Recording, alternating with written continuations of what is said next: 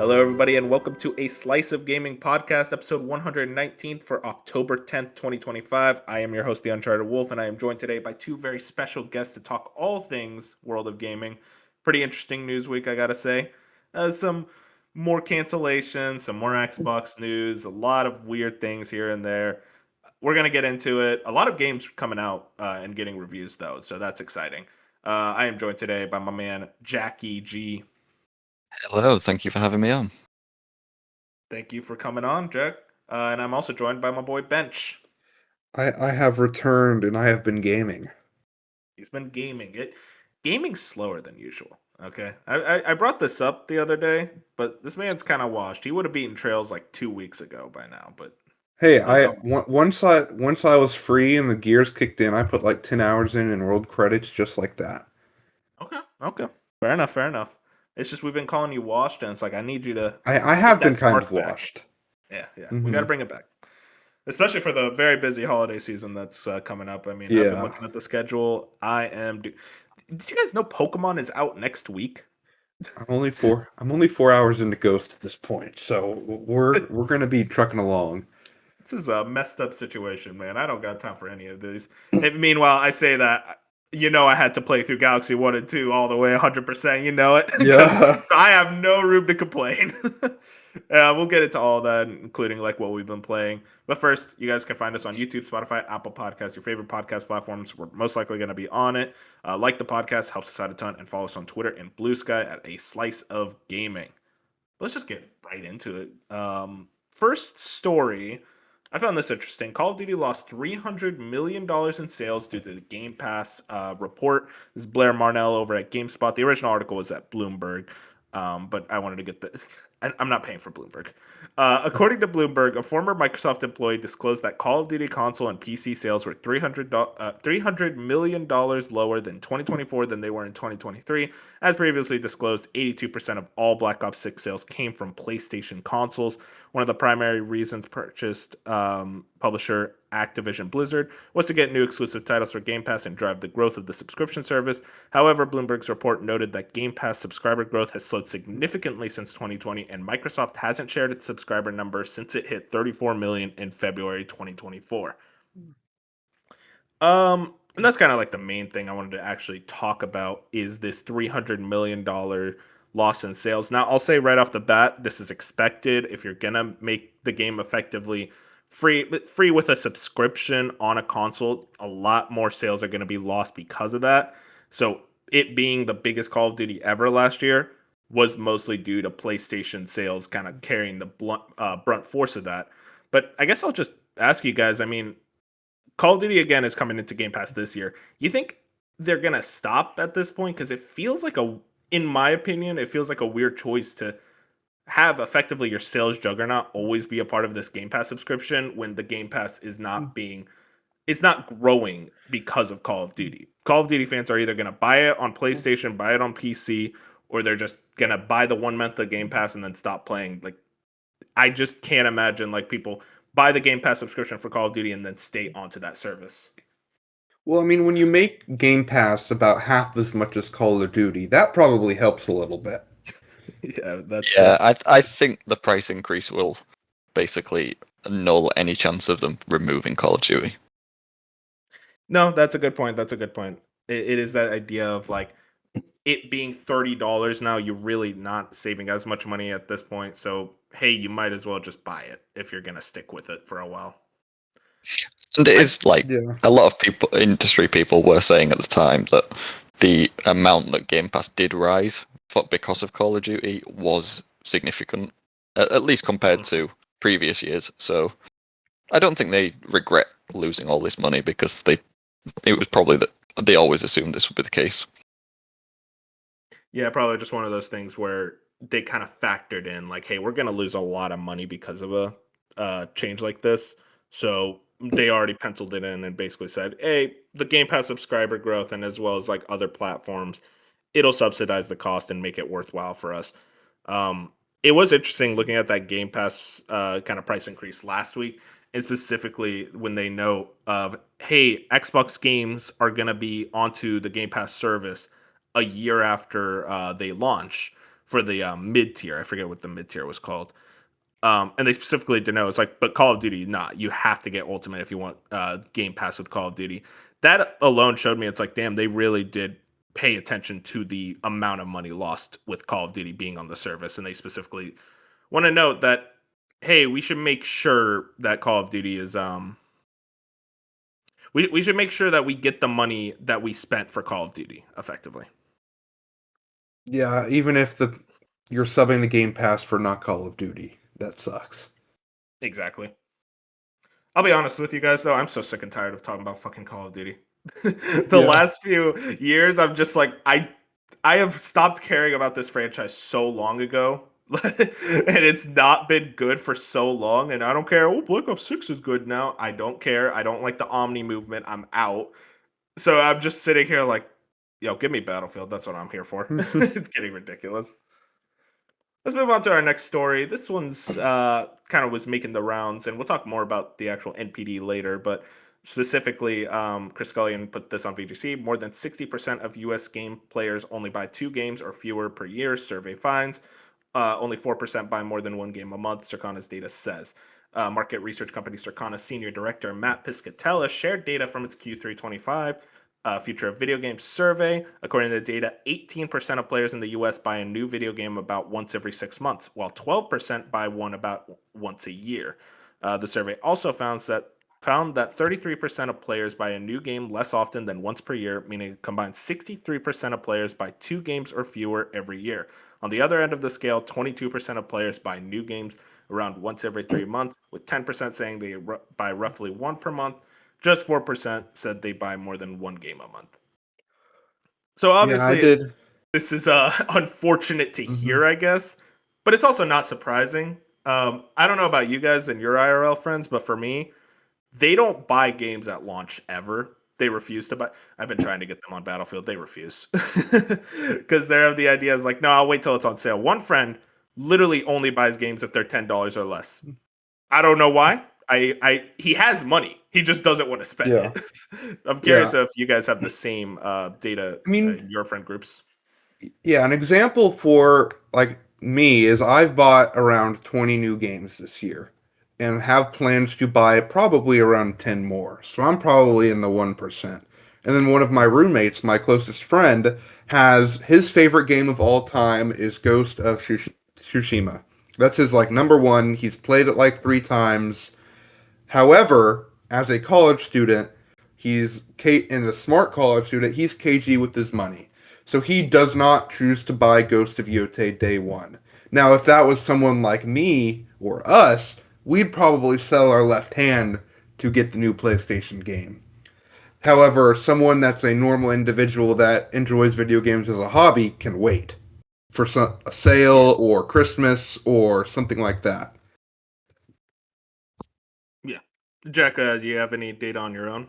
Some on the ground? Um, Not particularly. Like most of my family, they play live service stuff. So like one of my sisters is a massive Call of Duty fan. So she plays Call of Duty every year and maybe FIFA, but that's about it. And then the other one just plays Roblox and Fortnite. So you can see, yeah, right there. There's 2 games for one of them and no games for the other. So Nerds, it am I it right? is. I know, right? But yeah, like Ben says, there's obviously us that bring the number up a smidge, but very little. So Yeah, and yeah, it's not. It's go on. sorry, go No, I was just gonna say, like you say, it's not surprising, but it is ahead. a pity.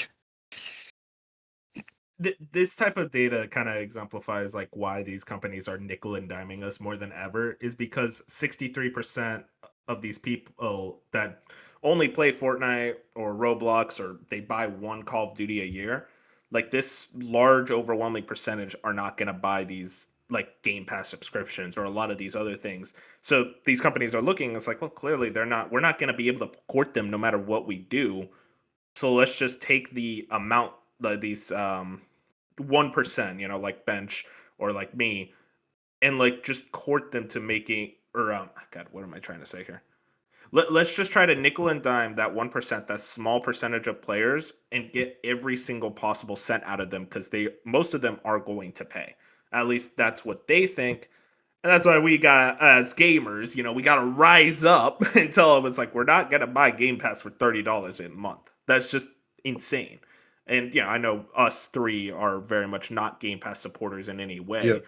But, you look at even the hardest of the hardcore Game Pass supporters that I know that are like, I can't do $30 a month anymore. That's when their cutoff is. To where it's more expensive than Netflix, which Netflix is comically expensive. And I've said that for years. So yeah, I don't know. I guess that circles back into the Microsoft conversation of the Game Pass price increase, which we're still very much reeling from. And just looking at it now from just a normal console gamer, someone who buys the games like a la carte, all that.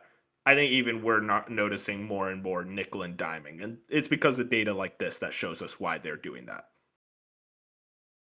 It's interesting you bring up Game Pass Okay. as one of the talking points, because obviously that will play a part in this. There are people who will just play games on Game Pass or games on PlayStation Plus.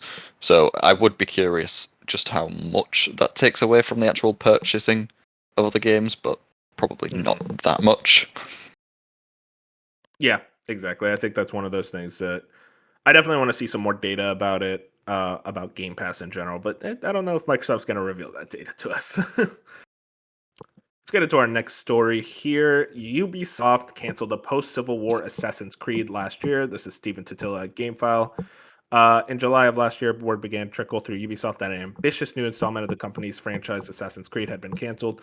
The new game would have brought the history-spanning series to one of its most modern settings, the American Civil War, and more so the Reconstruction period that followed in the 1860s and 1870s.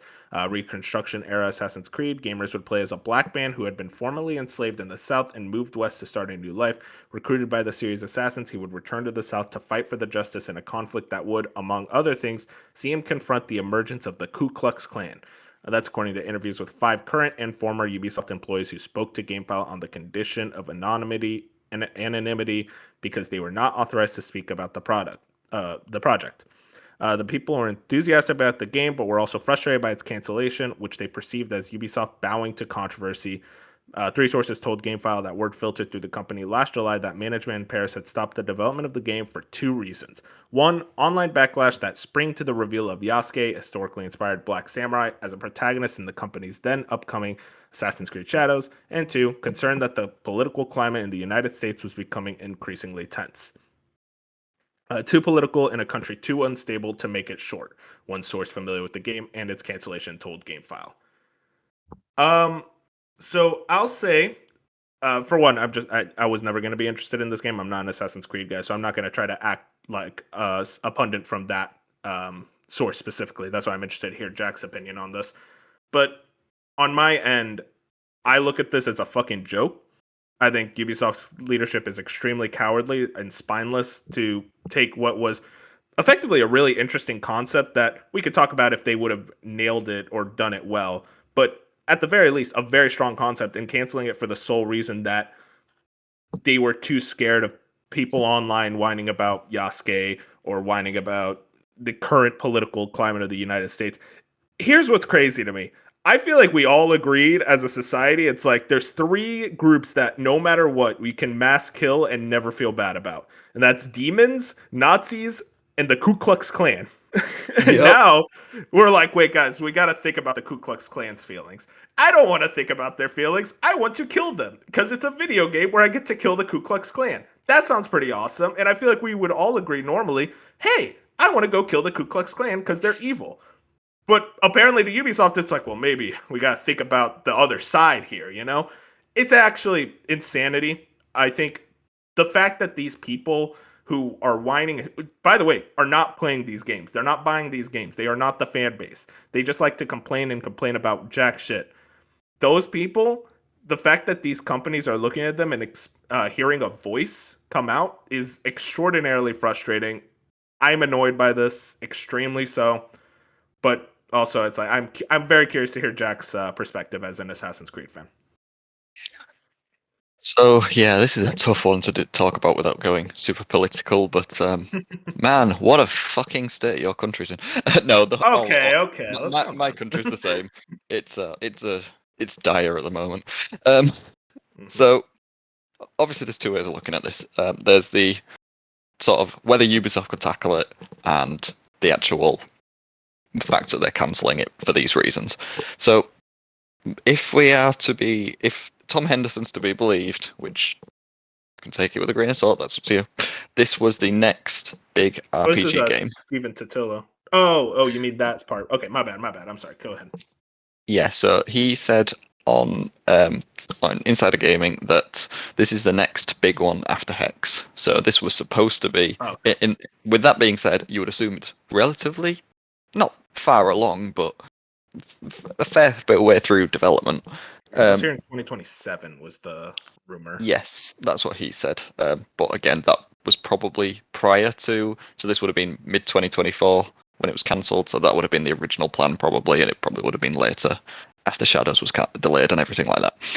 So that puts Ubisoft's like lineup in a weird spot, because it's like if that was the next big one, then I think I was saying to Fusion, I think everything in between is going to be pushed a bit, and I think that's why Black Flag's later than we thought, and why Invictus hasn't been talked about yet, and Hex is probably further out than we assume, because they'll probably try and space these out a bit more to make up for the fact that their next game is going to have to be revamped.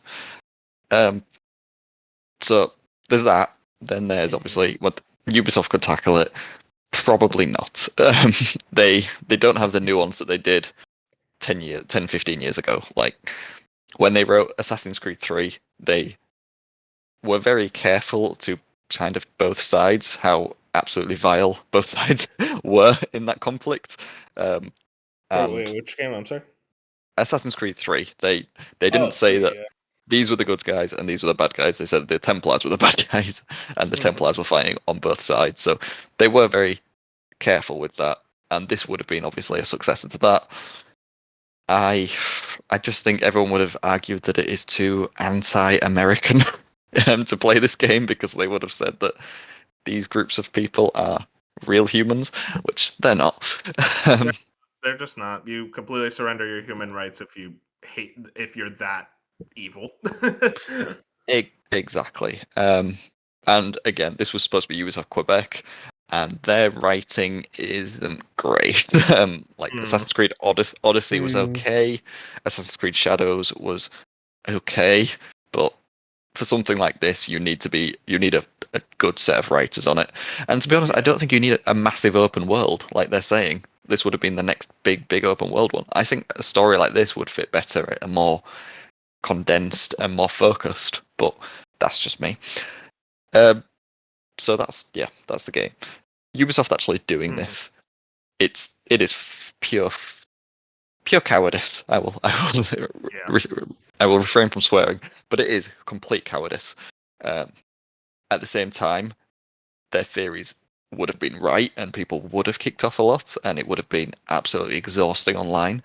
And after the death threats and therapy that the staff of Shadows had to go through, which has been well documented, I can imagine that the staff would have been like partially like, my art is being censored, which is absolutely disgusting.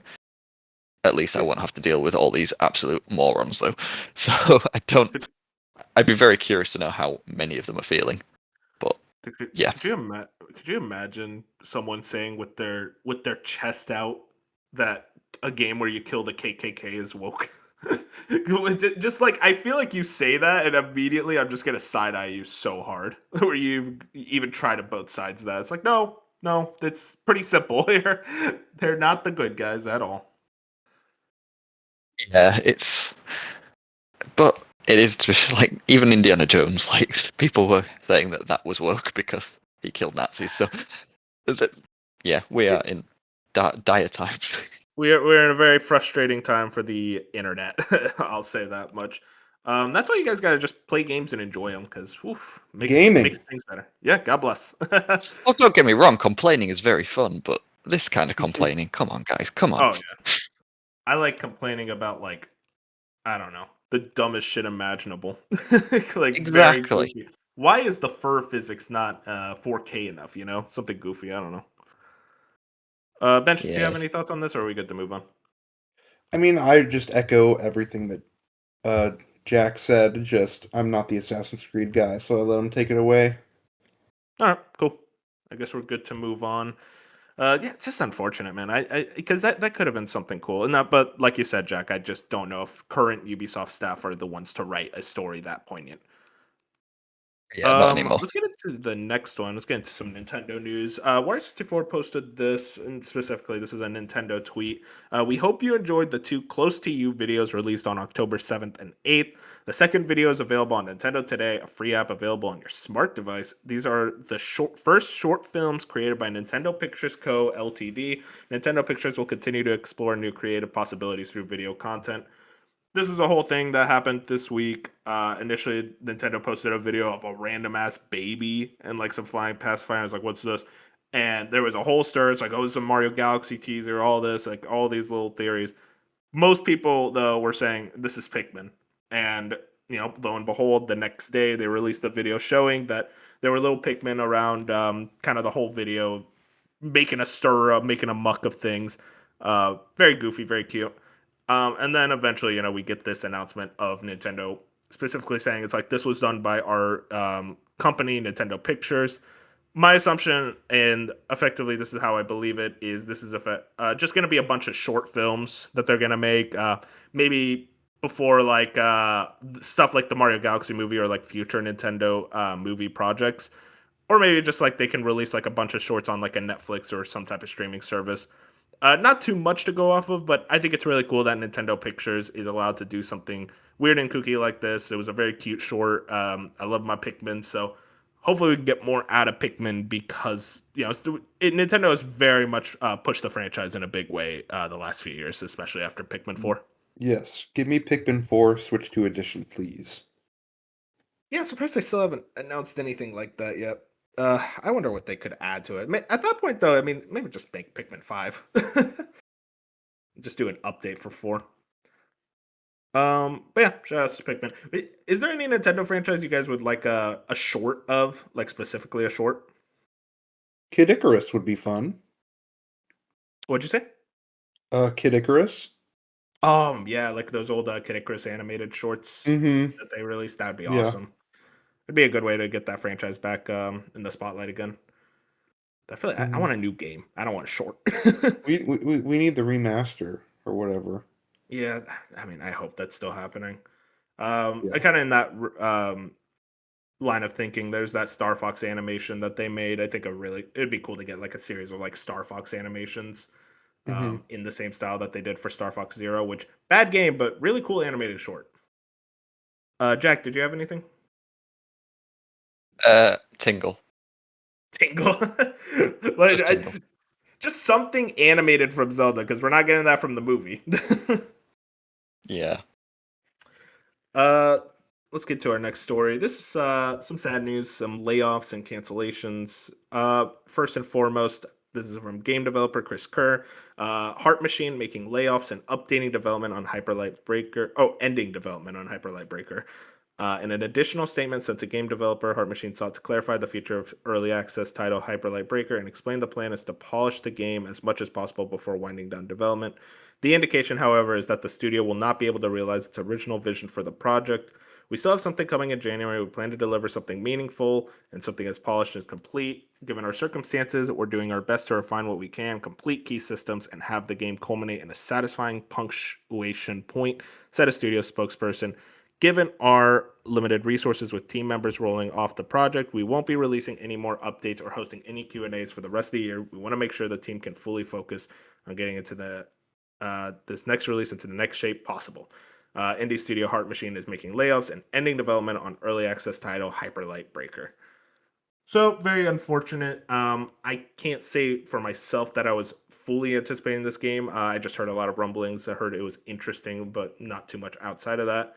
But it does suck to see effectively indie studios struggling. Even like AAA studios are struggling just as much as indie studios are struggling, it seems, which we were always saying for years, like, oh well, the indies are doing well. It's like, no, actually they're still doing pretty badly too. They're having a lot of difficulty. Hopefully this doesn't result in the shutdown of Heart Machine, like unfortunately our next story. Funcom is closing Metal Hellsinger developer The Outsiders, not necessarily an indie studio because they were getting published by a They were owned by a publisher, but even then, close enough. Friends, I have not had much time to process the news, but all of us at the Outsiders and Funcom Stockholm have been affected by the layoffs in Funcom, and our 10-year-old studio will be closing. I know you were a Metal Hellsinger fan, specifically, Jack. How are you feeling about this? This is overall very unfortunate news. Yeah, I'm absolutely gutted. I mean, so Funcom is owned by Tencent, so this is, I think Tencent has been making some weird moves for a lot of its studios outside of China recently. You sort of see a lot of layoffs at Sumo, a lot of layoffs at what's the other one they own? I can't remember. But they've also like divested some studios, like the Chinese Room. So they're in a weird spot, I think. Specific, like I say, especially Western stuff. Yeah, I'm gutted though, because like Metal Hellsinger, it felt like for a solid few weeks was like the big Game Pass game. Like it was September 2022, I think it released. And yeah, I was a huge fan of it. The soundtrack was fantastic. The gameplay was very, very fun, very hard, especially for me who, despite loving music, has terrible rhythm. But yeah, I'm absolutely gutted about this, and I really hope that a lot of them can land on their feet and make something new without such a awful publisher. Yeah, man, it's a tough situation. I mean, this is it wasn't. Did Metal Hellsinger sell badly? Like I thought it did pretty well, especially with the Game Pass deal. So this is just weird. I don't know why Yep. they're doing this. And like you said, I think Tencent specifically, it sounds like this is a situation where Tencent is just trying to divest away from their Western studios, focus on their, for lack of a better word, homegrown like Chinese studios. Yeah. Very, very weird. Yeah, Uh, unfortunate because I've heard great things about the game. yeah, no, seriously. I mean, Jack said himself is a very good game. Hopefully, I want to check it out soon. Let's talk about something special that happens once a month, and that's the NPD report, the top 20 best-selling games. Now, Jack, you did look at it. Do you remember much of what was on it? I remember number one, I think, but considering the fact I've already forgotten the name of the game, I just know what kind of game it is. Okay, The rest of the list I can't remember. as per usual, we like to have the two other co-hosts try to guess the list. We'll have Bench guess by himself for a bit since Jack already looked at it, and then like eventually, like we could pull in Jack as the support. But Bench, what's on the NPD top Mhm. 20? What do you think is number one? This for August, by the way. Madden, Madden is number two. FIFA, well, Or EAFC. EA Sports FC. Is that? I don't actually know if it's on here. That might have came out in September. Oh no, yeah, no. There's no EA Sports FC. College football, College football is number five. Death Stranding, Death Stranding 2 is not on the list. Sad. You still got some sports left, Bench. WWE, WWE 2K25 is number 17. ice hockey, NHL. NHL is not on the list. That is someone who does not watch hockey. Yeah, I watched some of the Stanley Cup. NBA that came out. Yeah, NBA 2K26 was number one. Which interesting. They usually come out in September, but this year it happened to fall in August. Yeah, I was surprised how quick after the season everything happened. I don't want to What play other it because games? I'm protesting. I was never gonna play it, but now I'm ultra protesting this one because they have the roster update and Luca's not on the Mavericks, so I'm mad. Hey, you've got Don't Cooper. don't don't. I don't want to hear it. Hey, Everyone you got keeps number going. one pick. Oh, you got number You one got pick. We lost the best player. Shut up. uh what else came out? I mean, you Um think about August games. There's a lot of them on here. Mafia. Mafia's number 3. Actually, surprising. That's Pretty high. surprising. Yeah, that's surprising. What else came out in August? Jack, you might need Think to of start stepping in think here. think about the end of August. We could pull in Jack. Jack, I'm pulling you in. What do you got for me? End of Metal Gear. August. Metal Oh Gear, yeah, number 4. great game. And then there's Konami's back. two more new releases. One of them you guys aren't just getting. I'll just tell you now. But there is one more new release that not the first time this game has released. I'll say that. Gears. Yep, Gears of War Reloaded, number 6. 6, wow. So you guys are missing a lot of the kind of infinite games, like the ones that are always on these lists. Call of Duty. How many? Call of Black Ops 6 is number 12. Forza. Forza Horizon 5 is number 15. Flight Sim? Flight Sim is not on the list. Beyond December. What was a game that came out in July that was very big? Donkey Kong. Donkey Kong. Donkey Kong is number 7. And that's I'm only not not sure. even that's Not not counting even digital digital sales, isn't it? Yeah. No, it went from 3 to 7. So Is Mario Kart still on the doing very list? well. Mario Kart is not on the list. That surprised me, but also it tells me that like pretty much everyone got one at launch. Neither Mario Kart though. I'd be surprised. Drag X Uh, Drive. Yeah, no, hell neither yeah. is on the list. And thank God Drag X Drive is not on the list. Well, Only that's because it's not digital eligible. only, Because so. it would be number 1 otherwise. I do wonder what the sales of that game is. So we gotta wait till the next Nintendo report. A couple more Infinite games. A couple more games that are always on here. Have Bench said GTA or Red Dead? No. GTA 5 is 13. Red Dead 2 is 20. Red Dead, what a good game. Yeah, both great games. When's that next gen version? Surely that's happening soon. We keep hearing about the Red Dead 2 next gen version, the Switch 2 port, and it feels like it's like Rockstar keeps just delaying it internally. And they haven't Was announced it yet. Kirby deal? Will Kirby switch to Kirby edition? is not on there. It being Shame. just a DLC probably avoided it. Yeah, I'm blanking. So, okay, so I'll tell you guys this: 8 and 9, you're just not gonna get. It's weird. It's the EA Sports MVP bundle for 8 and the EA Sports Kickoff bundle for 9.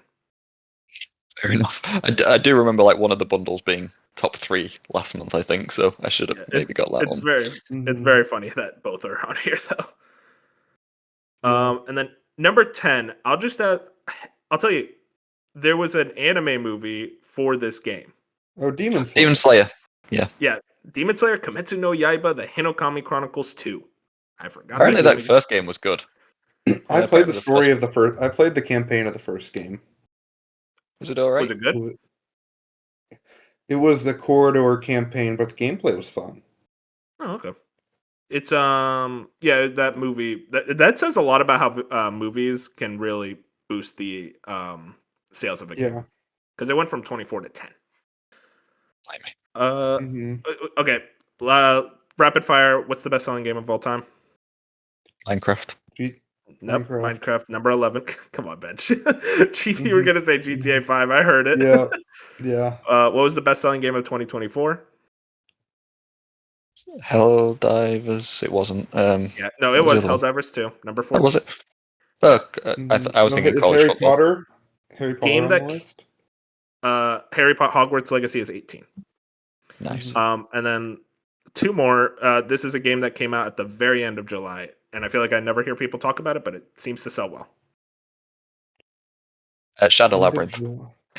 No, not Shadow Labyrinth, thank God. Yeah. Jack finished that game, by the way, audience. I just want to point that out. He finished it. It talks about Game how of many the year. games he has, and he spent 40 hours on Shadow Labyrinth. Still Ninja recovering. Gaiden Ragebound? No, not Ninja Oh, Gaiden. I wish. Okay, so it's a sequel. It's a number 2. The company that made this game is releasing a game this month. 2. It's a developer under Microsoft. The Outer Worlds? No. Yeah, but Avowed. what else do they make? Oh, Grounded. Avowed? Grounded 2. Oh. Number 16. I forgot that That released. tells you how nobody remembers this game came out, but apparently it sells well. It has a very strong audience. And you guys aren't going to get this one. It's Story of Seasons Grand Bazaar at 19. Surprised at how we well that's should doing. have got that. Is Fantasy Life still on the list? No, I don't see it anywhere. Story of Seasons got a full game card, so maybe the Switch 2 bros showed up for that. Yeah, really. That's probably what it was, like the physical bros. Some things I want to point out. It is interesting. Very happy to see how well Metal Gear Solid is doing at number 4 in the top 5. I keep seeing people say it didn't sell well, but I don't know. Like, you look at the sales and you look at how Konami's talking about it. I think they're pretty happy with how it's sold. So I'm surprised by that. Bonanza's still holding on, like we said, without the digital sales. So it being at 7, and again on a new console, which there was also a report, at least in the US. So Stealth 40K brought this up. Circana Switch 2 sales update for the US. Number 1 in August, 2.4 million units sold in 3 months, 5% ahead of PS4, the previous record holder, time aligned, and then the 77% ahead of Switch time aligned. Switch 2 is selling extremely well, but even then, it's like there's 2.4 million Switch 2s and like 70 million PS5s. And the fact is, Donkey Kong Bonanza is still selling better than a lot of these games on a console with only 2.4 million users right now. So that tells you a lot about how strong the attach rate is for that game at the moment. Curiously, not having Mario Kart is interesting, but I assume it's because a lot of people aren't buying the physical, they're buying the bundle or the digital version. Yeah. But yeah, interesting. Always like watching the NPD. I gotta say, you guys are not good at this game, but also I'm bad at it. Let's talk about reviews of the week. Got 3 games that got some reviews. First and foremost, Absolem. This was a really cool looking beat 'em up roguelike. I didn't have too many expectations for it, but it's sitting at an 87 on OpenCritic, which is very, very high. Okay, a 7 out of 10 from IGN. I read the review. You guys want to know what the problem the IGN reviewer had? Was they don't like roguelikes. So why did you review it? So immediately I'm annoyed. But 9 out of 10 from GameSpot, 9 out of 10 from Nintendo Life, 9.5 out of 10 from DualShocker. So from people who actually like roguelikes, it seems that very highly rated. This beat 'em up roguelike kind of combination. I'm very interested in it because one of the composers for Dark Souls does some of the music, which is very exciting. Yuka Kitamura, as well as Motoi Sakuruba. They both did music for it. It looks very cool, but it's too many games. I don't know when I'm going to get to it. Hopefully soon. I believe this is Dotemu. So this is like one of their first. Yeah, this is one of their first like completely original games in a while, if not like ever. It's certainly been a long time. They're doing a lot good over there. Shout out to Dotemu. They're awesome. Next up is Battlefield 6, currently sitting at an 84 on OpenCritic. This is a 5 out of 10 from IGN. IGN rated the multiplayer and single player differently. So the 5 out of 10 comes from the single player, which we'll get to in a second. 8 out of 10 from GameSpot, 4 out of 5 from VG 24/7. Overall, very high reviews. But reading into the reviews more so, the big thing that a lot of people are saying is that the campaign sucks, which is, we talked about that, Jack, of very frustrating because you created Battlefield Studios to make this campaign. And like, I think it was, what was it, Criterion did the campaign? Yeah. Criterion and Motive. Yeah. So to Dead have Space 2 and of your Need for Speed. studios, yeah, exactly. It's like 2 of your studios to completely remove themselves from making their own games for what was effectively a mediocre Battlefield 6 campaign. I'd rather you just didn't do a campaign at that point. Yeah. But the game's getting right reviews. It seems like the multiplayer is a ton of fun. I'm excited to jump into it when things calm down a bit and I can actually get into a multiplayer game. I can't let myself get obsessed with Battlefield again. I got what I needed from the beta. I'll get into the actual main game soon. But yeah, very exciting.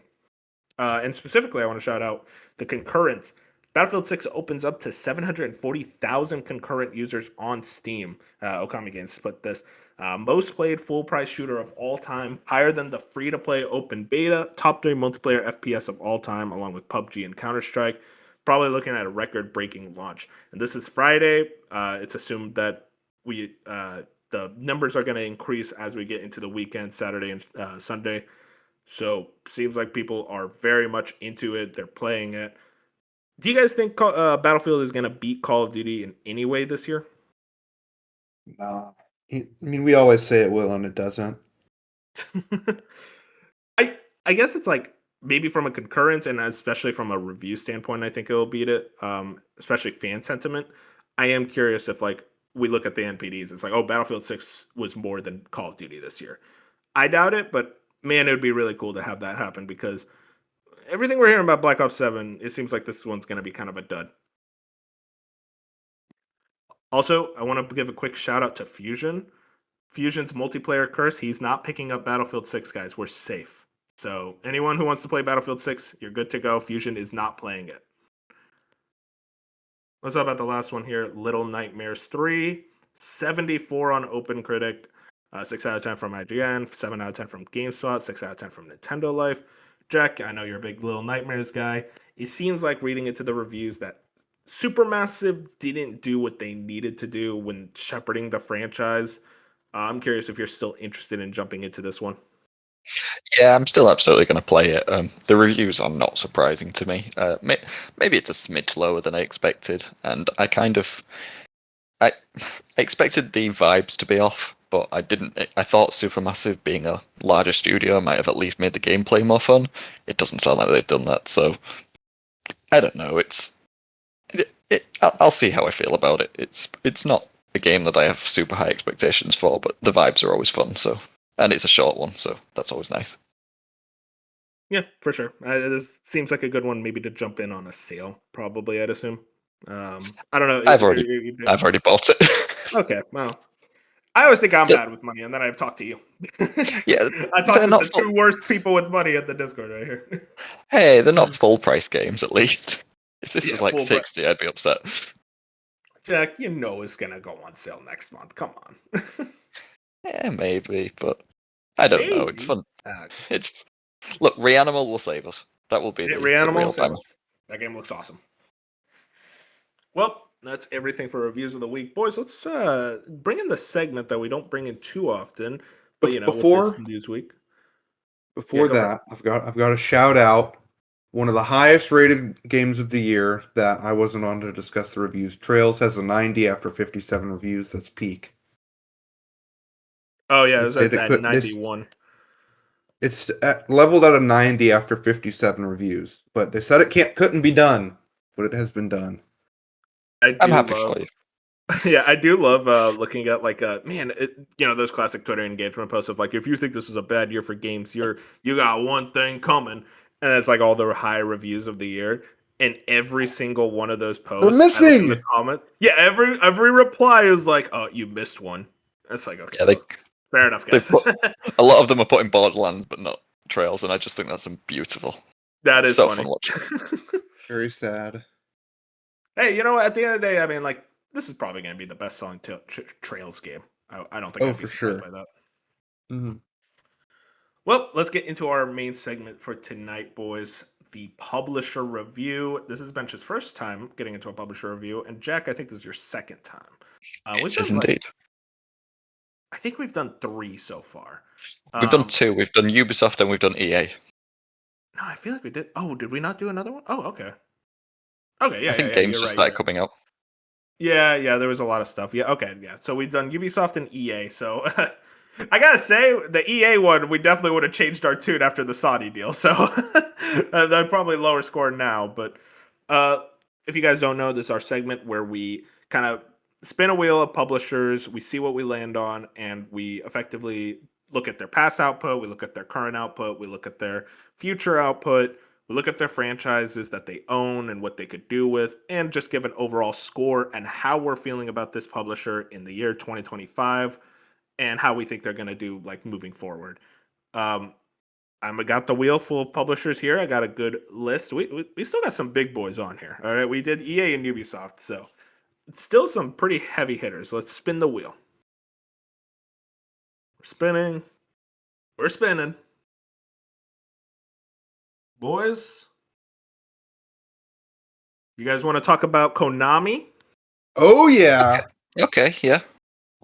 Konami is a fun one. Okay. I'll ask you guys right off the bat how you're feeling about Konami in this moment before we deep dive into everything. Let's start with you, Bench. Extremely positive for the present and the future. Extremely positive. Okay. What about you, Jack? You know, it's too soon to say. Darwin's Paradox isn't out yet. We still don't have a release True. date, so can we really give them an S tier ranking here? I'm right there with you, man. What the hell is Darwin's Paradox? But yeah, I think I'm of the mind. For a few years, I was like, I'm a massive Konami fan. I've grown up with a lot of their franchises, and now we're at the point. I was very worried after the whole MGS5 fiasco and them pulling out of games. They kept doing dumb things like Castlevania NFTs. I'm like, what is going on? These last couple years, I have felt more confidence in Konami than I have in, like, at this point, a decade, which is very surprising. I never thought they'd really come back in such a big way. I thought they would have sold off their franchises, but to see them really make a big effort in all their different IPs is very exciting. I'm excited to actually get into moving into like what we're gonna as we talk about the specific games and whatnot. But yeah, let's talk about Konami's 2024. Now, I'm trying to find a list here. Here's the problem, boys. For some reason, like, they're not very good about the Konami list on Wikipedia is not a timeline order, which is very frustrating. It's console order, but I can at least say I know about some of these. Specifically, I want to talk I've got about. a timeline if you want one. Yeah, you got one. Okay, yeah. Can you send it to me real quick? Well, it's just the Wikipedia list, but if you just go on list of Konami games and then scroll down to, let's just say, PlayStation 5 or Nintendo Switch, we should be able to all get it up if you want. Okay, yeah, I see. PlayStation 5, you get everything. Yep. That is pretty much their modern releases. Okay, that works. Um, so they start with Silent Hill: The Short Message. Not very well reviewed, not very well regarded. It was a very short Silent Hill game. I kind of liked it because I just like Silent Hill, but even then, most people were just kind of whatever on it. The way I'll defend it, I guess, is it was short, it was free, it was just released on a random Tuesday. They basically kind of looked at it as almost a demo of sorts to kind of see, like, hey, if you guys are into Silent Hill, here's something Silent Hill. But then I want to specifically shout out Rocket Knight Adventures Resparked and Castlevania Dominus Collection and the Felix the Cat Collection shout outs. And Suikoden 1 and 2 HD Remaster. And I want to shout out specifically, and Gradius Origins. Konami's been really good about collections. These last couple of years, they have been re-releasing their games very heavily. We got all the GBA Castlevania games.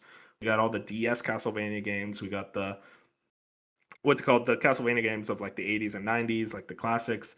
And then you have the Metal Gear collection. Recently Metal Gear Solid Master Collection Volume 1, which is very exciting. Hopefully soon we'll get Master Collection Volume 2. We've had that rumored for a while. But yeah, I mean, right off the bat, it's like when it comes to just offering their old games to be playable in a modern sense, they've been really good about that. I think the only ones they're really missing are the Silent Hill games. But outside of that, they've very much done a great job when it comes to remastering their classics. Yeah, fully agree with that, especially the constant, Yep. basically mini remakes or sequels in the collections. Like Gradius Origins collection was this year, and that had Salamander 3, a brand new game, which Yeah, is just I forgot about absolutely that. insane. Yeah, they've been doing that a lot. They had a Haunted Castle remake and Dominus Collection, which was this arcade Castlevania game, which is awesome that they decided to revisit that. Um, but yeah, like you said, I mean, Jack, I think their collections have been very, very strong, and they still got a lot to move from. I mean, Master Collection Volume 2 and Silent Hill I think are the big ones at the moment. I need my Metal Gear Solid 4 port. I've been asking for it for a while. I do think we're gonna get it. They did recently say they're making it. Um, I do want to bring up something in 2024, Contra Operation Galuga. That was the way Yeah, forward game, Jack. Not very good. Very low reviews. People were not into it. Very ugly, 2.5D. I don't know why they released that. In general, like, I don't know what Konami's strategy with Contra is anymore, specifically. it's a shame too because like last time Konami and Way Forward worked together on Contra, they made Contra 4, which by all accounts was a fantastic game. So Mhm. this is just, yeah, it's just a pity. It was definitely a shame to see it release and sort of be as disappointing as it was. Like a few years back, they released Contra Road Core, which that was also pretty terrible. um, Yeah. so yeah, it's just it's a weird one. I think Contra's one that they still need to. I hope they keep trying, but I'm curious where they go from here. I want to talk about specifically another. arm of Konami, which is kind of their indie publishing arm. What was it? They had Deliver at All Costs, and where is it? Darwin's Paradox, which is still coming out. And I want to shout out, they've been pretty good about like publishing indie games for these like smaller studios and double A teams, and just kind of creating yet another arm of their business to pay attention to. So shout out to that. Yeah, But another. Oh, next, sorry. oh, go ahead. No, I was just going to mention another one of theirs that they published was the Signy All Guns Blazing, which is another example of that. I think it was a Oh really yeah, well done shmup from last year that I heard fantastic things about. So again, yeah, it's I just heard other great things too. more games that they're doing really well at looking Yeah, after. no, exactly. It's a case where they just have so many different areas to pay attention to, and we can look at what they're doing. They're building a lot of like bridges right now. And then the next bridge I want to talk about is their remakes, specifically Silent Hill 2 remake last year and Metal Gear Solid Delta Snake Eater this year. Bench, we played both of these and we both loved Yes. both games. And I think it is a case of them going ahead and doing these remakes is very exciting because it gets more people to play games that I adore, and now modern audiences get to see it and adore them just as much as I do. I mean, Silent Hill 2 is now one of my favorite games ever. So, I mean, Oh, just everything. The remake was fantastic. I'm excited for the one remake that is in the future. And I'm excited to get to like F, which both we'll talk about later. Just like it got me into Konami and that franchise because I wasn't playing Konami games as I grew up. exactly. And I mean, we could talk about it right now. Silent Hill F specifically, banger. By all accounts, everyone I've talked to has loved this game. It seems like they've really nailed it in a big way. Silent Hill is back, and Jack, I think it was you who I was talking to, where it was like, oh, they're good at remakes, but we'll see how they do with their original games. And you were kind of worried about like the team that was doing it specifically and their experience. But it seems by all accounts, it's like no, Konami can release fully original games too. Like they're not just the remake publisher; they're Hmm. the all arms. Like I said, it's collections, it's remasters, it's remakes, it's new games, and that's the Konami I want to see come back in a big way. And I think that Silent Hill F showed it's like, no, we still got it. Unk still got it. Yep. Yeah, I think the question you asked me on that episode was, "Is Konami back?" And I said we need to wait until Silent Hill F releases and we can see how good they are at new games.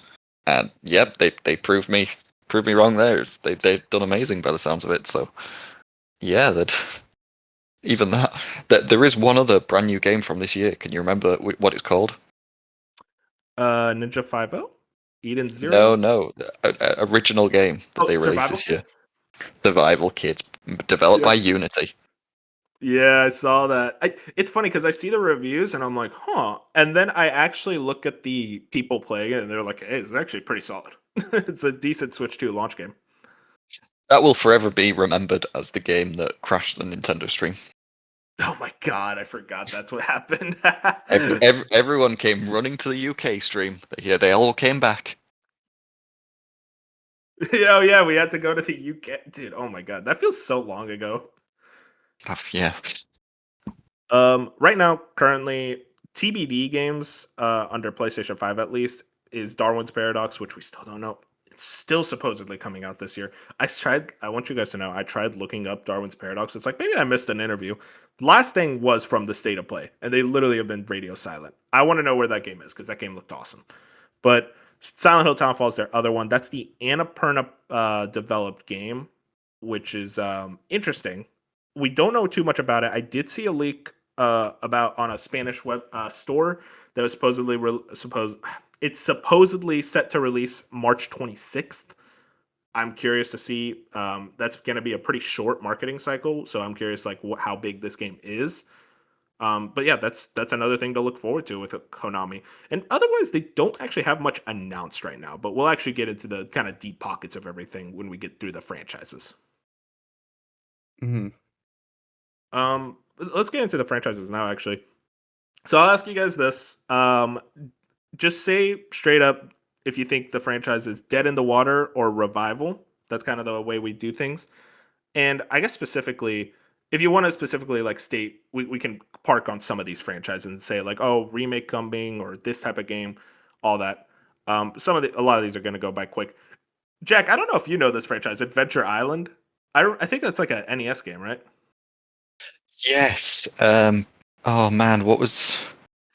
There was some weird history behind it. I'm trying to remember it now, but It's it's an not coming to me. adaptation of Wonder Boy. Yes, the Sega game Wonder Boy.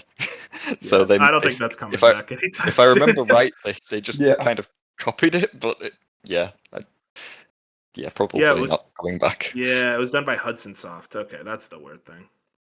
Yeah, I doubt that comes back. But hey, I mean, you never know. um, Beat Mania. That's a rhythm game franchise. I don't know if they've done a new one anytime soon. I can check. Okay. Well, considering Konami owns Dance Dance Revolution, I think that would be the more Oh yeah, Beat likely. Mania turned into Dance Dance Revolution. That's right. Yeah, so Yeah. I'll go into that then. Dance Dance Revolution. Do you guys think we'll get like a modern, like full scale console release DDR game, or they're gonna stick to the arcades? Probably just the arcades. Yeah, probably. I think Just Dance just kind of fills that gap, This is a even though funny that's one. Ubisoft. Bloody Roar. This is a Oh man, fighting bloody game. raw. So this is a fighting game that Konami developed. I doubt it comes back, but I'd kill for a new Bloody Roar. Are you kidding me? But yeah, I doubt it. Yeah. Bomberman. Any chance for a new Bomberman revival? Either like a new Super Bomberman or like kind of a 3D platformer like they had 64 games? I I mean, think Oh, sorry. they've Go on. tried. I think they've tried and it hasn't exactly worked. And I think you're going to see Bomberman collabs and stuff, but I don't know if we get a new original game anytime soon. Yeah, I think I'm with you. I There was that recent Metal Gear Solid, like on Xbox specifically, they did Bomberman, which is cute. I see Bomberman more as a mascot at this point, but I could see like a mobile game or something. I think Bomberman sticks around. Like even when Konami was only making gacha games and not gacha games, pachinko machines, they still made Bomberman games. Bomberman hasn't gone anywhere. It is. I think it is like a franchise they are attached to in some way. I know Super Bomberman R2 supposedly didn't sell well, but that was only 2 years ago. So I Yeah. think there's something. No, that's a good point. Like I said, I think a mobile game or something is more likely than anything for Bomberman, but I could see like a full scale like Switch Super Bomberman 3 if they want to try that out again. This is one I think we're gonna park on a while. Castlevania. This is the interesting one where we haven't seen a new Castlevania in a while, but we keep hearing rumors of them. So here's the thing. Obviously, we're gonna get a new Castlevania. We all agree on that, right? Yes. The question is, what is that new Castlevania going to be? My theory, and I'm curious what you guys think of this. I think they're going to do a classic like Castlevania game, like a Metroidvania, and have like a Dotemu or one of those studios, Way Forward, God forbid, have one of them do like a Metroidvania one, and then they're going to have like a full scale 3D. I'm going to say the word Souls like Castlevania, and I think they're They going should to try get to release close to them, both of them close together. they should I get could Inti see that. Creates on a 2D one. They made Yeah, into Bloodstain, creates. Yeah. the They're classic awesome. Bloodstain games, and Yeah. they're pretty cool. So I definitely don't think we get a remake because I think their Yeah. collections have kind of filled that gap. Mhm. Yeah, I agree with you there. There's no chance for a remake. I think maybe nah. I was gonna say like maybe like the PS2 ones, but nah, you just do a collection of those games. I wonder if they do like a new game in another collection. But I'm trying to think what's. I suppose there's the Symphony of the Night they can re-release and maybe include a new game in a bundle with it. But Yeah, I don't know.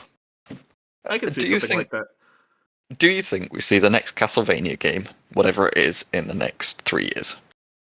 Yes, I think it's 100%. releasing in the next 3 years. Agreed.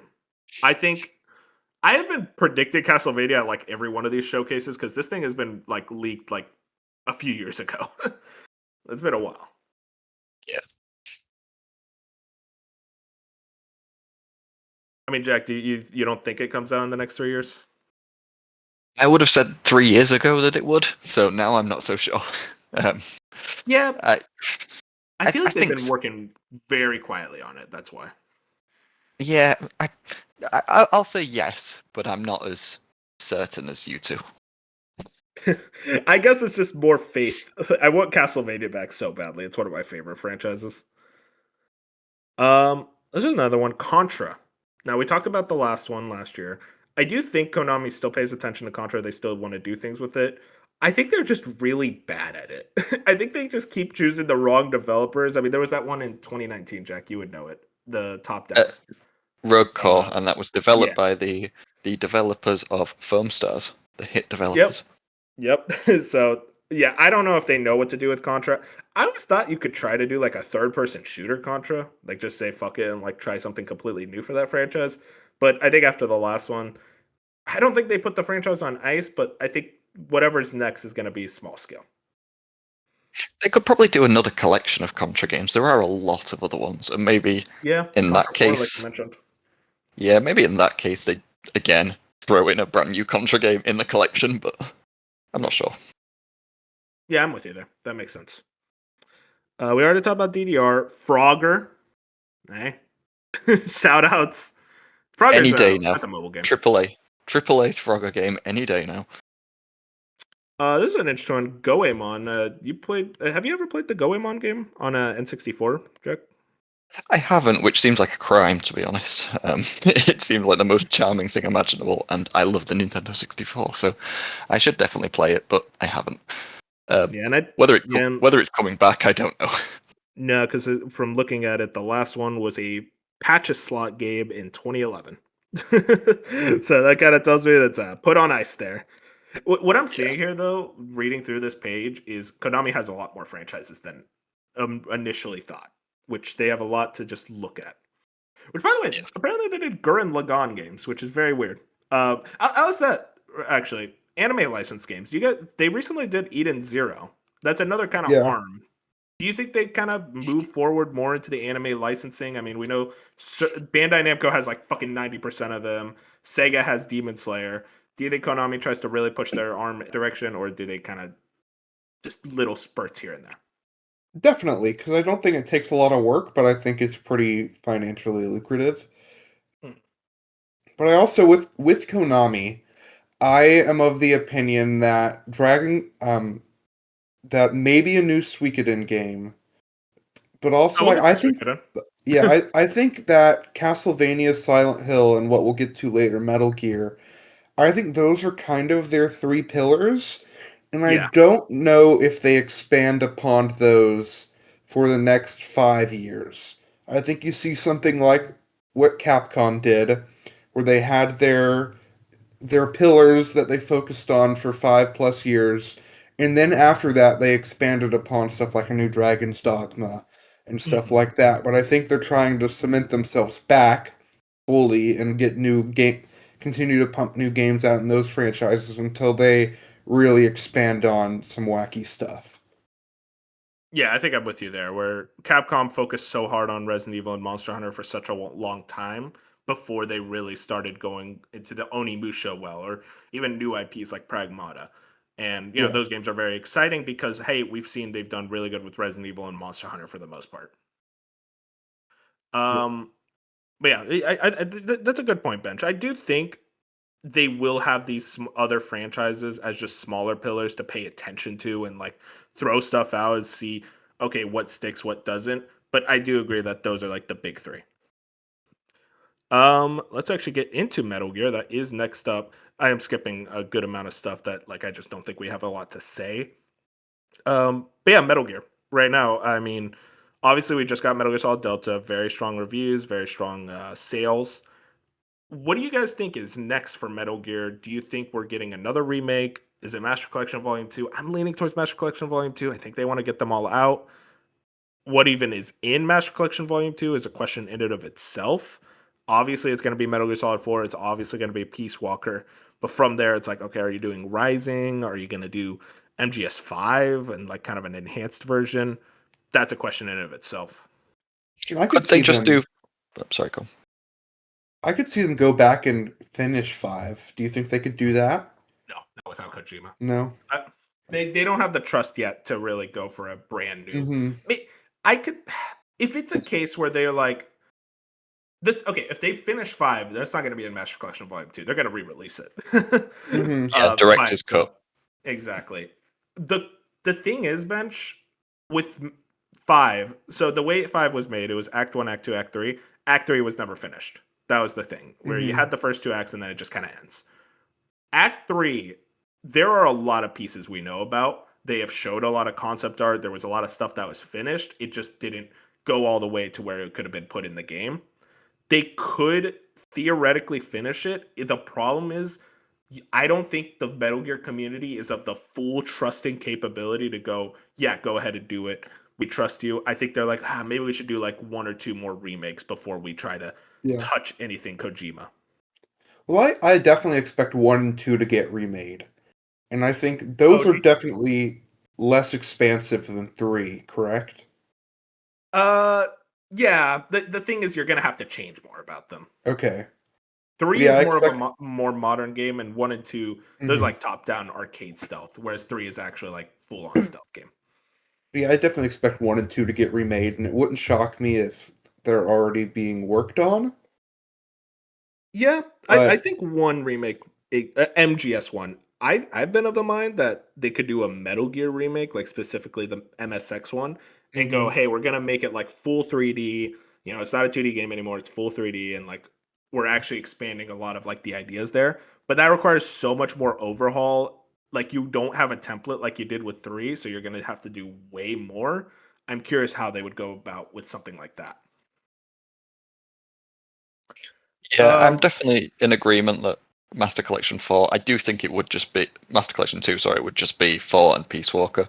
I kind of think that's enough considering the fact 4's never been re-released. So I think that would be enough for a lot of people. They'd just be buying 4 and it would come with Peace Walker as a bonus, really. I Um, Yeah, I would hope Go it's on. like 4 Peace Walker and Portable Ops at the very least. Because Portable Ops, that Portable, one's not directed by Kojima, but like it still has some important stuff in it. yeah, I think that would be the cool thing to see, but I'm not really Like a expecting it. bonus. But yeah, but even then, like I wasn't expecting half the stuff they've released in these collections, and they've surprised. So maybe Exactly. they do. Maybe they throw in acid as well, just for the fun of it. Oh, dude, I would kill for Acid or Ghost Babel, the Game Boy one. Fuck, dude. Just the thought of that gets me excited. But yeah, I'm curious about Master Collection Volume 2 it that way. After Volume 2, I think that's when they do another remake, and I do think it's what was it? Metal Gear Solid 1 remake. I think it's solid. The first game, PS1, they do a full on remake. I'm so curious about that because I feel like that's a more difficult game to remake than MGS3. They're gonna have to really change some stuff around, but I think they really regained a lot of trust after MGS3. And depending on who they choose as a partner, I think will really decide how that remake goes along. You'd have to And think it'd be Virtuous again, would it not?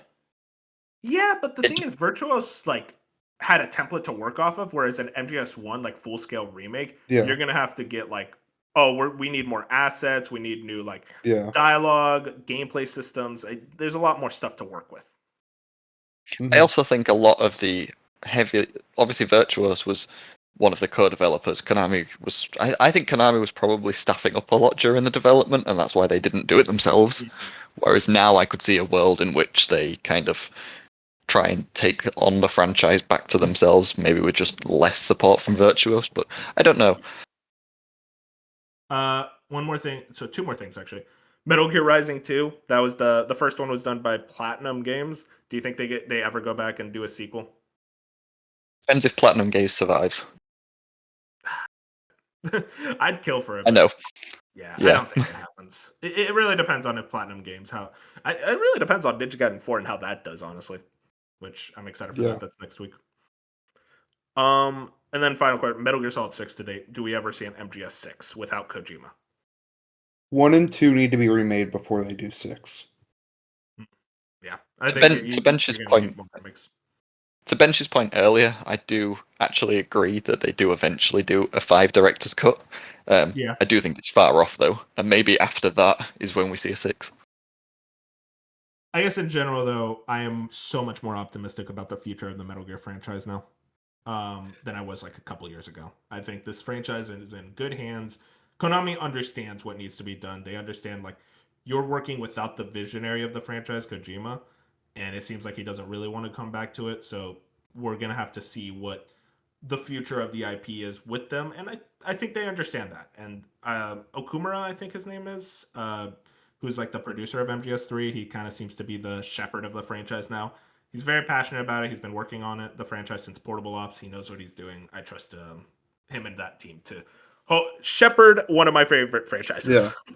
For a 6, I don't know if they call it 6. I could see Metal Gear moving to an anthology type of thing, just games set in that universe that maybe could have sequels in and of themselves, but aren't connected to the Snake storyline Mm-hmm. whatsoever.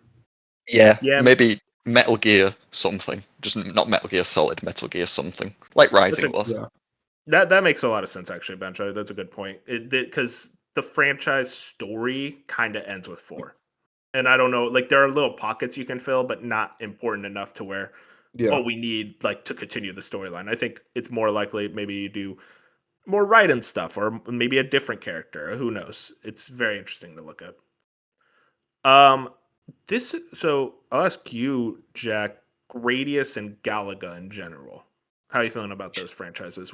Just got that collection. You think they kind of stick to arcades, or maybe they do new games like console releases? I think it would be cool to get a Gradius 6, but maybe we'll see how. Like, they just did Salamander 3, which was brand new, obviously. Whereas I think if they did a Gradius 6, they'd probably do a bit of higher budget, maybe. They could even get the guys who just did Signy to make it, but Yeah. I, I'm not necessarily hopeful it will be. Like you guys said, they're probably going to focus on their big franchises, and maybe down the line they'll look at stuff like Gradius. Yeah. I would like to see, kind of on the topic of Gradius, I would like to see all the Rebirth games put in a collection though. Oh, like Castlevania Rebirth, Contra Rebirth. Yeah, And because those got Gradius Rebirth, yeah. yeah, they never got re-released. That'd be cool. Maybe like a mini collection there. Yeah, just throw them 3 in a bundle, and you've got a pretty good Yeah, collection there. yeah, because Castlevania Rebirth I think is a remake of Castlevania 1, so that'd be actually It's really interesting. Castlevania the Adventure. It's the Game Boy one. Oh yeah, no. Shout out to Castlevania the Adventure. Ugh. Uh, Yeah. this is one I don't think we have much to say about, but it is an important franchise. Pro Evolution Soccer is probably just gonna keep going on. They tried to live service it, but it seemed that didn't really work out. I don't know what their future plans with it are. I don't think we're the ones to really talk about it though. Is it still even Pro Um, Evolution Soccer? Isn't it eFootball now? And it's just a I oh don't yeah, even right. know. It's eFootball. I don't know. I think I think they don't know either. That's the funny thing, Jack. Is they're just like, I don't know what we're doing this. But Yeah, it seems like just they're gonna try to truck around along with it. Especially EA Sports FC seems to be doing worse. So this is a pocket that they can fill. Let's work on this franchise, Silent Hill. This is so interesting with Silent Hill, guys, because we went from literally getting none to now we're getting like 4. We're getting so many Silent Hill games just in the span of a year alone that I feel like Konami really believes in this IP and this franchise. I think they noticed how popular Resident Evil was getting, and they were like, "No, we have our own survival horror franchise." And I think they're smartly doing it. Now, they are doing that movie, which looks bad, so we'll see how that goes. But otherwise, I mean, the games have all been high quality. I'm curious about Ascension. Silent Hill 2 remake was phenomenal. Silent Hill F seems to be very phenomenal. I'm very excited to play it soon. Otherwise, this seems like a very clear franchise that, and also Silent Hill 1 remake that's being done by Blooper Team. They are in a very smart position with Silent Hill. Do you guys think we get a new Silent Hill or Silent Hill 1 remake next? I'll ask that. One bench tuner. remake. Yeah. Yeah. I I'm think gonna throw one it. remake will be. I think we get Townfall next year, which will be a smaller thing, but also they put out 2 pretty big projects back to back. And I think one remake is like around Halloween in 2027. Oh, right. It was I Townfall. Okay. I You have a said question. Ascension. Do they ever do a new game set in Silent Hill? Not a remake, a new game. A, Probably. a Yeah. Silent Hill 5, if you were. Did they do Well, yeah, 5? No, because F was mainline. I feel like they just get Ryukishi 07 again to write the next one and then call it well, Silent that's Hill 5. Though, yeah. like you said, it's like F was in Japan. But even then, I do believe they eventually go back to Silent Hill itself. They still have a lot of the Silent Hill alumni. Like they did lose like the main director who went on to do Slitterhead, God bless. Hell But yes. like they have a lot of like, Akira Yamaoka, the composer. Like they still got a lot of like the main crew there. But yeah, Silent Hill seems to be in a very strong position right now. Do you think we see a collection of like 1 through 4 anytime soon? You have to I, imagine. maybe, but I think they're happy just remaking them all. I know they did the Yeah, opposite with Metal Gear, but Yeah, that's I my think thing. they yeah, just Like want to remake them. I like having the original versions there, just a version of them. But I guess you're right. Is like something that they're like, yeah, you could just play the remakes, I guess. I will. So, um, which ones do you think they will remake, like long term? Do you think it'll be the first three, first four? I yeah, don't think they'll obviously. I don't think Go on. they ever touch 4 because I think they see 4 is not nearly as high regarded. I would love a 4 remake because that game's weird as hell, and I think it would do actually way cool. It'd be way cooler to have that nowadays, but unfortunately, I don't think they ever touch 4. But I think they at least go 1 through 3, and then from there, maybe they let Blooper Team make their own Silent Hill. Yeah, I don't think they ever touch Homecoming or Downfall. Is it I Downfall? Something Yeah, like that. post 4 is so weird where it's like there's just so many like random games that are just not very good, and I think They should you just leave them they, alone. You're like whatever. they should put all of them in a collection. Don't do the good ones. Just put all the bad ones in a collection so we can play them still. Dude, I'd love to play the bad ones. They're expensive as hell too. Well, some of them are. I think Yeah, the Book of Townfall's Memories on Vita is like quadrupled in price in the last couple it's of years. ridiculous. It's so insane. That's the one that was like a turn-based strategy game, I think, or it's like a weird It was genre. way forward. I know that. So God bless they Way get Forward. they're getting a lot of flack on this episode. We Yeah, apologize. I listen, man. They're not as good as they used to be. Those Shantae games are still fun though, at least. It's just you can tell when Way Forward is making a game to pay the bills versus one they actually want to make. Let's talk about our next one, Suikoden. I haven't played Suikoden, but I really want to. Very high Same. quality RPG franchise. They did 1 and 2 remaster. My assumption is we'll eventually get like 3, 4, and 5 re-released in some way. And then maybe a new one. Do you have any thoughts on that, Bench? Like maybe doing a new one, or do they stick to just collections for now? I definitely think you have to make a new one at this point. I mean, there's obviously. I think Suikoden wasn't like like Konami said, "Oh, we need to make this." I think wasn't it kind of like a passion project, kind of from that team that was still there. Yeah, I think so. So I think like you're gonna want a new game. I know like 3 and 4 are. I don't think 5 is well. One of them between the 3, 4, and 5 is not as well regarded as the rest. Yeah, Obviously, makes 1 and 2 sense. were the 1 and 2 were like the big ones, and I think you Mhm. definitely bring back the other ones. But I also think you have to do a new game at some point. Yeah, I agree with you. I think they re-release all of them, but for sure they're gonna make a new one sometime soon. Yeah. Looking at it, I think it was Suikoden 5 that was lower reviewed, but even then, that should get re-released. Just have them Hmm. all. Yeah. And also there's that mobile game. I don't Starleap or know. something like that. Yes, Starleap, Hmm. Suikoden Starleap. I don't have any thoughts on that one. I'll be honest, guys.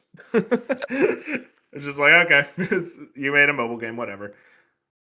Let's talk about the next thing. Two more. Yu-Gi-Oh. Just this is an IP that they are very heavily involved in. I don't think we have too much to say here. We're not Yu-Gi-Oh guys, but at the very least, I think they continue maybe doing more of those collections like they did recently that seem to have sold pretty well. They have a good amount of Yu-Gi-Oh games to go off of, like the GBA ones. So that's something I think they pay attention to. And of course, there's the online one that's still very popular. And then final one here is Zone of the Enders, Kojima's Zone. I don't think this ever comes back because Kojima's not there. It's like, well, we want to focus on Metal Gear, not Zone of the Enders. But interesting to note that they have that, and they could probably do re-releases in the future. Speaking of a But yeah, Kojima that's one, they need to re-release Snatcher. dude Snatcher. No, you know what? They need to re-release Boktai Any day now. any day. But yeah, that's all the Konami franchises. I guess now we can do our final thoughts and just our overall review, how we feel about Konami and their future moving forward. I'll start. I feel very positive. I think Konami has really pulled themselves out of the gutter. They clearly understand what they're doing. They clearly understand their franchises. Some of them they don't understand as well, like Contra. And I think that's the one thing I'm going to knock them on is there seems to be still some growing pains coming back into the gaming industry, and you're still making some pretty dumb decisions. But I think we will see in maybe the next 5 years, hopefully, we're gonna say Konami is up there with like the Capcoms, the Segas, the Bamcos. Like they're just as good as these other big Japanese publishers. I'm gonna give them a 9 out of 10. I am very confident about Konami's future. Yeah, I'd agree. I'm definitely sitting at a 9. I think it's like what they've done in the last 2 years has been pretty impressive. And they're like, we're going to come back in gaming, and they've done so in a big way that not many old studios have done. Yeah, I mean, usually studios like this would either shut down or just never go back to gaming. So to see them come back, it's Yep. like, no, we want to make games, and we have people that are still talented that are still there. So shout Yep. outs to them. And Jack, how are you feeling? Oh man, I'm going to seem like a real miserable sod here because I was thinking a bit lower, but I think where I'm at right now is I'm really impressed and I respect how they've basically just completely rebuilt themselves in the last few years. They've definitely released a lot of quality stuff. I think I'm a little biased because it's not much stuff that I'm particularly into, like a lot of remakes. F looks amazing, obviously, and I definitely respect them pushing these indie games. Um, but I'm still hesitant to say they'll ever become like a Capcom. But there's definitely a place for them, and I'm super excited to see where they go. I think I'm at about 7. Ooh, okay. I know. No, I understand what you said specifically about it. Like, I don't know if it's possible for any company to reach the same heights as Capcom is at right now. But I totally get what you're saying. Is that it seems to be. I think like in a couple years you're gonna be higher on them or lower on them. Most likely higher. I do believe they're on a very strong trajectory. I think me and Bench are almost rating on a. This is what we expect them to be. And like this is like Yeah. currently the trajectory I'm looking at. Whereas like you're looking at it as like right now, it's like, yeah, they're making a lot of solid games, but not enough to really put them on that upper echelon. Yeah, and like full transparency, I don't think there's a single publisher I will give a 10 for any of these publisher reviews, but that's just me. Well, Like yeah, I mean, I gaming am sucks. I'm just a miserable sod, like I said. No, I don't think I could give any publisher right now a 10, genuinely. Bench is like, Square I'd give Enix. Falcom a 10 right now. Ah, fair enough. I could give you that. I don't think they're on the wheel. They don't publish over here. We get an exception. I think I put them on the wheel at one point, but I'm like, okay, what Sad. is Fusion gonna say? That'd be a They're the goats. I want to hear Fusion's take on Ease 9. He's 9, yeah. Specifically 9. None of the others, just 9. Real quick, the last publisher reviews, Ubisoft and EA. So, Jack, you weren't on for EA. What do you think you would give EA? Just I think at the time you did it, I think I was at about a 3. I said in the Discord, which I think was pretty in line with what most of you guys said. I think Bob was the highest. 4. Yeah. I give him a 3 now. I'm not sure. It still feels weird for me to say that so like I said, Ubisoft was a 2. And it's weird for me to say EA is that level, but they might be that level. Dang. They might be a 2. I respect it. A 2.5. If we're doing the halves. Saudi Arabia stuff really makes it be hard to put him higher. But the thing is, they released the Jedi games, and I love the Jedi games. So, but at the same time, they're screwing over Respawn. You know what? Yeah, I'm going to give them the same score as Ubisoft and give them a 2. Bench, you weren't on for the previous ones. How would you feel about Ubisoft and EA? Give them. I mean, probably both out of 3. I mean, nothing they're doing has my interest whatsoever. Like my most, I was very high on Dead Space, and now that franchise is dead in the water. So EA is dead to me. Yeah. I think that's completely fair. No, that's true. I mean, like it's hard to be excited for EA when it feels like I'm getting Plants vs Zombies this month. Oh man, I can't wait. We will never make another Plants vs Zombies now. You are playing EA Sports FC and you will like it. Like, God. They're just a frustrating company to pay attention to because you want to root for them and then they get bought by Saudi Arabia. It's like, well, no, I don't want to root for you. Fuck you guys. But like they released a game in the 80s today and it's like very surprising how amazing it is. But I just don't care. That's the problem. Yeah, and I like that game. I was excited for Battlefield 6. I still am excited for Battlefield 6. But it's hard for me to be that excited when, well, it literally doesn't matter because they're just going to get bought by big old countries. And we talked all about that the last couple of weeks. No need to rehash that conversation. Let's talk about what we've been playing. Some positive news. Uh, I've been playing Galaxy 1 and 2, finished that up all the way, 100% for both games. And I think I said this in the Discord, but this is something I stand by, even marinating over it. But replaying Galaxy 2, I'm of the mind that this is my new favorite 3D Mario. It's always like a mix of like five 3D Marios. It changes every day. But like the replay of Galaxy 2, I think kind of solidified it almost. We'll see. I think that is a game where I looked at it and I'm like, damn, there's only like three levels I don't really like, and then every other one is like a masterclass of game design. I look at the way that game is designed, it's kind of similar to 3D World in the sense that it's just constantly throwing out new ideas and new concepts and new gimmicks, and none of them feel tiring, none of them feel boring. It's always just this massive deluge of ideas and concepts, and it never, ever, ever did I feel like, oh, I'm tired of this game. Even after getting 100% all the green stars, I still love the green stars. They're fun as hell to collect. Really love that game. It's an all timer for me. Yeah, I'm Um, also going through Galaxy One. oh yeah, and specifically, I need to know the 4K texture improvements. Very noticeable. The game looks Very good. noticeable. Yeah, with Um, Galaxy One has been very good so far. I'm mhm. about I'm about to where I got in the 3D All Stars collection, and like you said, 4K is very noticeable. I'm collecting all the stars. It's just a very fun game. It's always like I'm gonna get off after this level, but then you're like one more star, and then the galaxy's complete. Yeah, it's hard So not to stop playing. I did hear that to 100% Galaxy One, you have to replay the full game as Luigi, and I don't No, know if I have the strength that's to do that. that's like if you want like the true 100%, you could just 100% Hmm. it without Luigi. Just the I just 120 stars. Yeah, I just did 120 stars. I was like, I'm fine with that. I don't need to Because go through the whole. Galaxy 2 is just a ton of new stars again, isn't it? Yeah, it's the green stars. They basically hide them in the levels. They're really fun to collect, at least for me. But So it they're depends on actually you. just like It you're takes. a new objective. Yeah, they take way longer to collect though. Yeah, but I mean, But as yeah. long as it's a new objective, I can get behind it. But I don't know if I want to replay the entire game again just as Luigi. Even if I do love my Luigi, even Oh if yeah, of Luigi is course. the goat. Yeah, I mean that's what But makes Galaxy 2 great. You get to just unlock Luigi and just play as him whenever.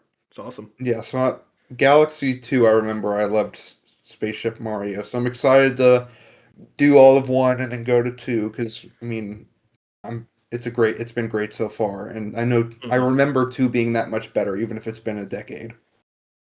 And also I want to shout out the new storybook pages. Galaxy One only adds one, which it's cute, but there's not much to it. Galaxy Two actually has like a new story in it. I won't spoil what it's about, but it's pretty cute. Nothing like substantial, I'll say that, but it's very cute. There's some cute illustrations they add. Hmm. And then I also have picked up Hades 2 again, finished Galaxies, so I want to get back into that. I'm nearing the end. I'm basically right at the end of credits, effectively. Like, just got to do a couple more runs for that. It's phenomenal. Definitely one of the best games of the year. I'd say it's just as good, like, even as Silk Song, which is one of my favorite indies ever. So to have Hades 2 up there alongside it really shows it's been a strong year for indies. Not much to add since we last talked about it. Just again, phenomenal games. Love Hades 2, and hopefully it's gonna place very high on my game of the year list, top five at least. Jack, Bench, you both played Ghost of Yote. Bench, I'll let you go first since you're washed. Yeah, Only four yeah. hours. I'm only 4 hours in because I'll talk about like Galaxy. I've been focusing on some other things to get ready for Ghost. But so far, I am really enjoying Ghost. But exploration and the map feel a lot different than Tsushima than I was expecting in a way that's growing on me, but I'm also still getting used to.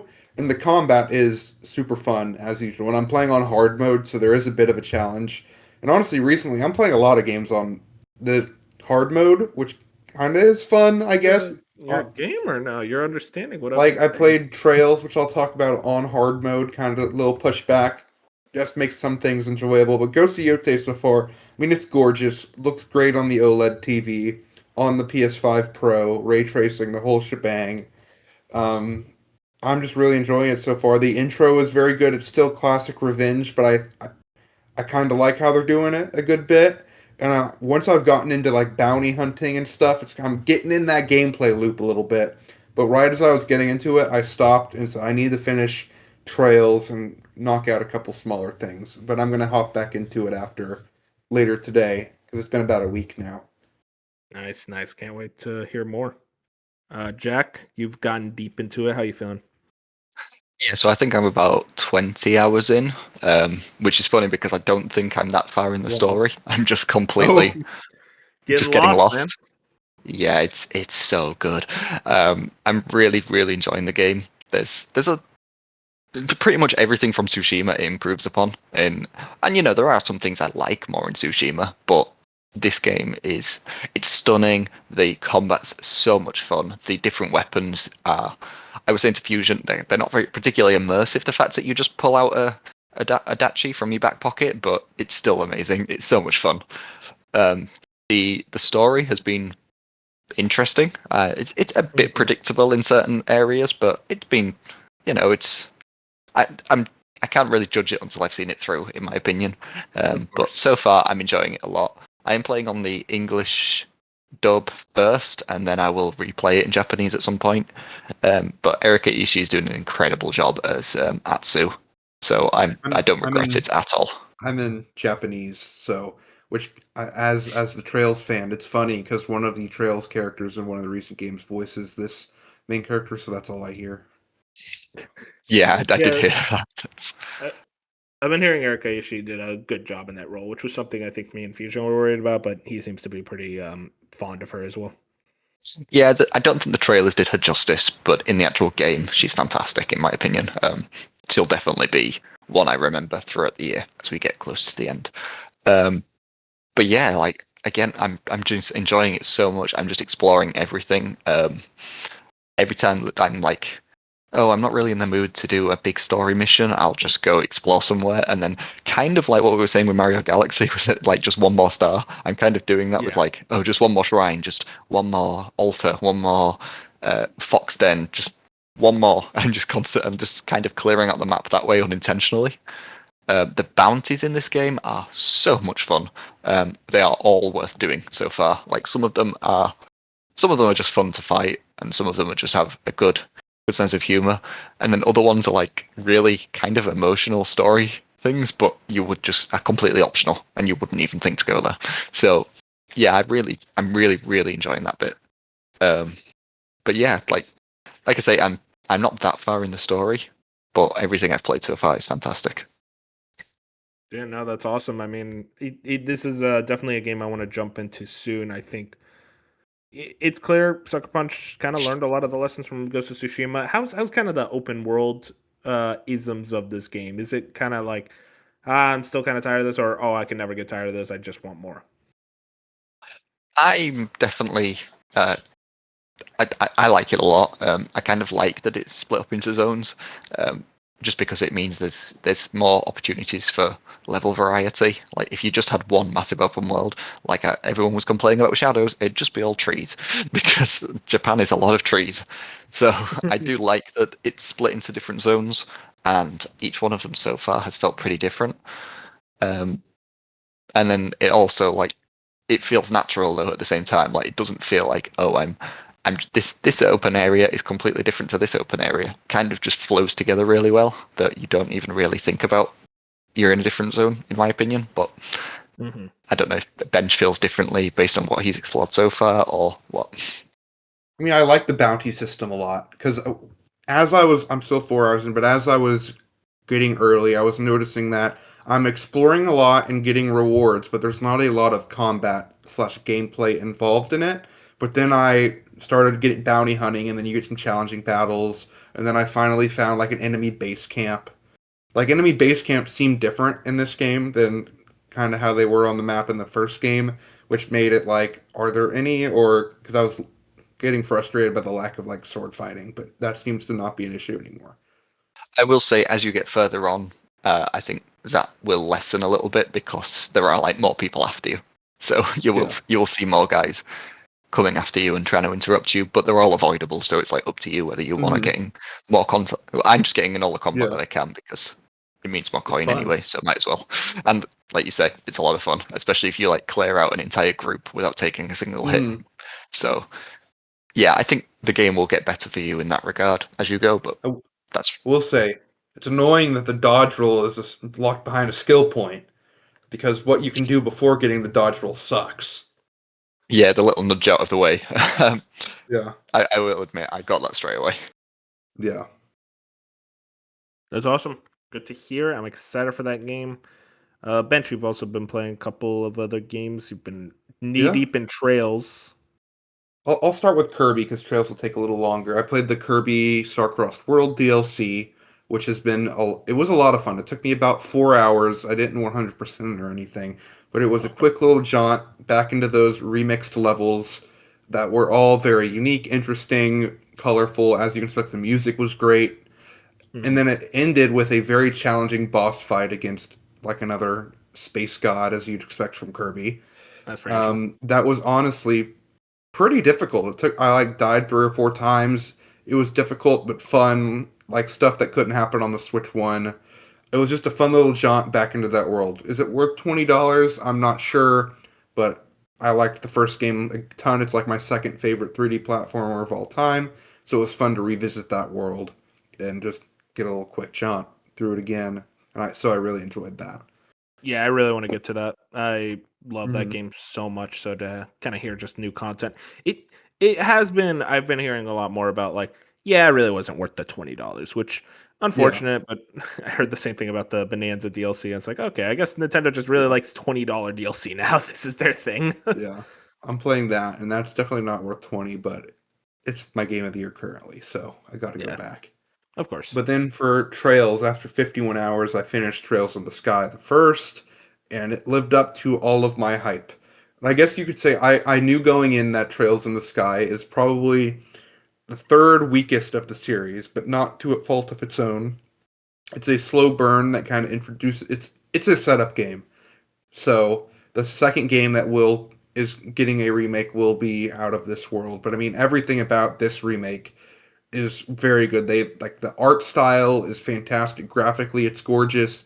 The music is amazing, and the gameplay is really, really good. They've made some great improvements to the gameplay.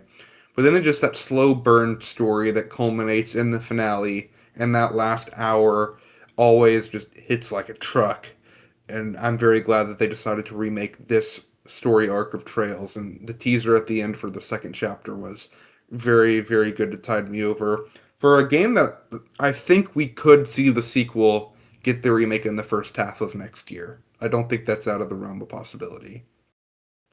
That's very fast, but they're a very pretty quick studio. So, I mean, uh, they've done all the character models for the new characters through the teaser. The whole game world is done for the most part. Like a lot of their assets are done. Like a lot of it makes sense. They kind of rolled over into this, which makes me think. And Falcom is on record saying for the first time they're releasing 2 new games next year. One of them will either be this remake, the Tokyo Xanadu new game, or the next new Trails game. And I'm of the opinion that it could be Trails second chapter, Sky second chapter next spring, and either Tokyo Xanadu or the next new Trails game next fall. good to hear. Mhm. I how are the cutscenes? That's kind of one thing because like Oh, I I'm mean curious if they're like they're so high much budget. better now. It's it's just they've really nailed this game through like every phase. This pure passion coming out. It was great. Your passion Girton now. That's awesome. I mean, I want to hopefully check it out soon, but a lot of games, and I've already played the Yep. original, but hey, hopefully soon. Hmm. um, yeah, I think that's everything we've been playing. What's y'all's plans for what's next? I mean, for me at least, I want to finish up Hades 2 and think jump into Silent Hill F, and then it's into Ghost of Yeti after that, and try to play Pokemon next week. Lots of Hmm. stuff. Got to start being picky and choosy now. I mean, yeah, I have like 10 more games I want to finish this year. Like I'm playing Galaxy and Ghost right now. Need to focus on Ghost because I'm higher than everyone else in this Discord, but I think Pokemon is going to be very good. I'm pretty excited about that game, and that's less than a week away now. But I also need to finish by the end of the year, like 100 line Last Defense Academy. I bought and will start next month Final Fantasy Tactics. Just a lot to play and new games coming out. Yeah, no, it's kind of insane, especially. But I can't complain. I played. No. I spent my time playing ports, so it's hard for me to be like, "Well, there's too many games." Jack, what about you? You what are you focusing in on? Mostly just Yote. Once that's finished, I'll start looking at stuff like Little Nightmares and Shinobi. Nice. Now that we didn't talk about it, but now that Mina's delayed and my heart is broken, I my forgot to put October is pretty much free. Yeah, I forgot to put that in the news, but yeah, seriously though, that sucks. I was really excited for Mina, but I am also, I mean, heartbroken. hopefully, I mean, the Schreier said it would be like a couple months. Maybe it comes out next year, and then like, okay, it's a Game of the Year candidate that year. Okay, it's not Game of the Year candidate, GTA 6, but maybe an It's indie Game of the yeah. Year. Indie Game It of the might Year. it could be my game of the year. You can have that. Yeah, that's fine. Yeah, but after that, there's Hyrule Warriors, and the new SpongeBob game looks fun. So probably Yeah, that might be yeah, in I me can't though. deny. Dude, there's a lot. It's been kind of crazy with 3D platforms because we also had Yuka Replay, and that also looks like a ton of fun. It's kind of insane for me. I haven't even touched Pac-Man World 2. I'm washed. Still Ugh. waiting for you to play Echoes of Wisdom before the end of Uh, 2024. oh yeah, I did say that. Hey, 2024 isn't over for someone in the world. Someone's still stuck in the past, Definitely me. Well, everybody, I hope you enjoyed this podcast. We had a good time. About an hour and a half, not too long. Yep. No, I mean, if you guys want to check us out, YouTube, Spotify, Apple Podcast, please give us a like, some reviews. Really, really helps us. And also Twitter and Blue Sky at A Slice of Gaming. Thank you so much for watching. Say goodnight, everybody. Night. Good night. Play Trails.